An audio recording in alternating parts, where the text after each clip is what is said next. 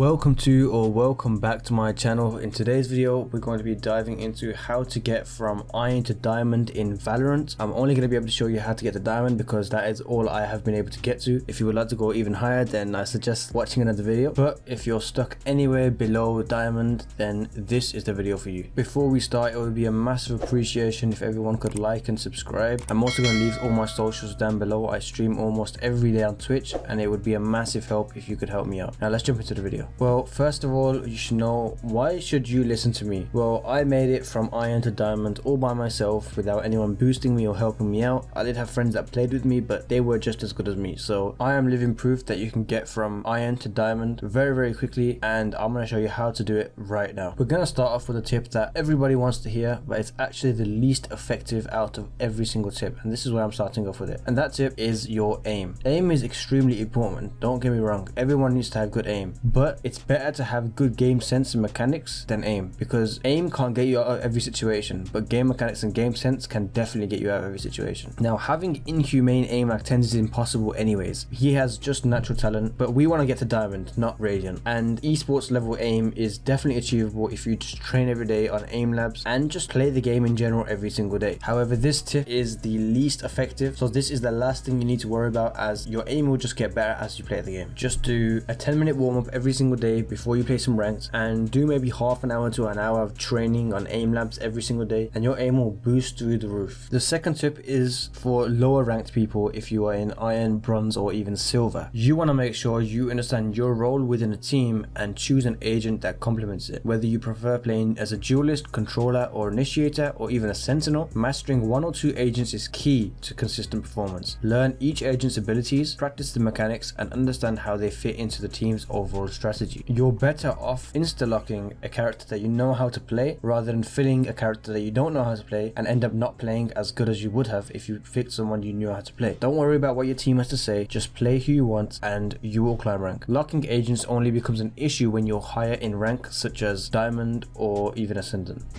You gonna install retard? You think you can install retard? Okay, say thank you to Jedi. As long as there is some diversity in the team, you should be good. The third tip is calling L. Now, I see this in lower ranks way too often. Even if you think your team knows, just call out anyway, because if they do know and you just say it again, there's no harm given. Part of this tip is learning the call outs, but that comes as you play the game more. But you could just go into custom games, and if you just press the map icon, whichever that is, just check what each call out is on the maps, and you could just search it up on Google as well. The next tip is learning the eco. Now, everybody needs to learn the eco because it is so crucial to making sure you can buy full when you need to. So the first round, you always buy a ghost or a frenzy or a shorty, but you always buy, and you want to buy it to the max. You don't want to save any money. You want to buy as much as you can. Me personally, I go a ghost and an ability, but you always want to buy max. You don't want to save anything this round because there's no point in saving. Now, if you win the first round, you force buy the second round. You buy a spectre and light or spectre and heavy. It all depends on how much abilities you can buy, but you want to buy it and force in the second round. If you lose the first round, you don't want to buy anything the second round. You just want to save as much money so you can buy the third round, and then you can beat the guys that actually forced in the second round, and then after that you will all have guns in the fourth round. Now, what some pros like to do is they force in the second round even if they lost the first round, but this is an extreme gamble, as if they lose this round, this is going to put their team in jeopardy for the next 2 rounds or 1 round, because they won't be able to buy again. But if they win that round, then their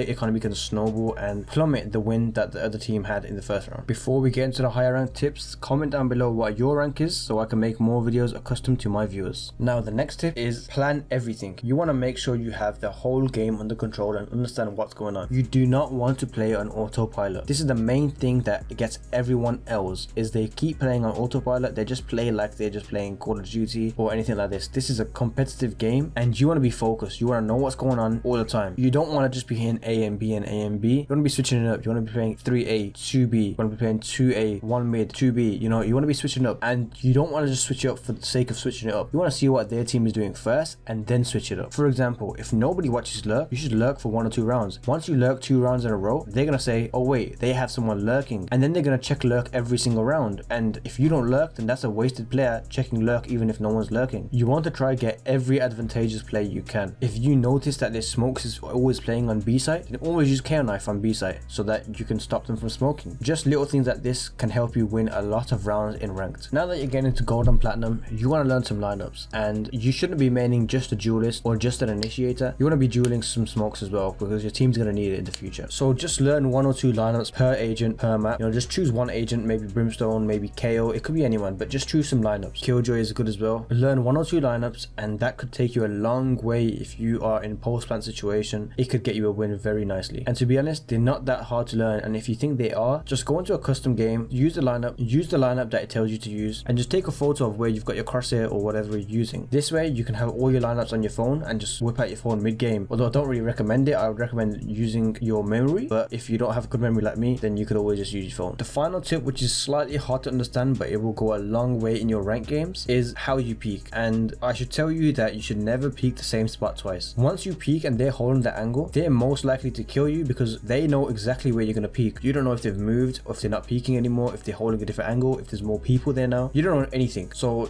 if you peek once, fine. If you really want to peek twice, go for it, but never peek more than that. Realistically, you should be peeking once and that's all. And once you get the info, just leave. And another thing with peeking is you should peek far from the wall. If you peek close to the wall, what happens is they are going to be able to see you a lot quicker than you can see them, which is a huge disadvantage to you. This is called angle advantage, and you need to take advantage of it yourself. And also, when you're pre-aiming an angle, don't hold the angle right next to the wall. Unless you're in Radiant and you have reaction times of 10s, you're not going to get the kill, and you're going to have to readjust your mouse when he does peek. You want to try and make sure you peek a little bit further from the wall. This is to make sure when he does peek, at least you'll have the time to react and then kill him. Otherwise, you're going to miss all your shots, and even if you're holding the angle for a long time, he's just going to come out, peek, and kill you. And that's all. By following these tips, putting in the practice, and maintaining a positive mindset, you'll be on your way to reaching diamond in Valorant. Remember, climbing the ranks takes time and dedication, so don't get discouraged if progress is slow. Keep grinding, keep improving, but most importantly, you need to be having fun. Thank you everyone for watching. Don't forget to like, subscribe, and hit the notification bell. Follow me on Twitch, the link's going to be in the description, and I'll see you in the next video.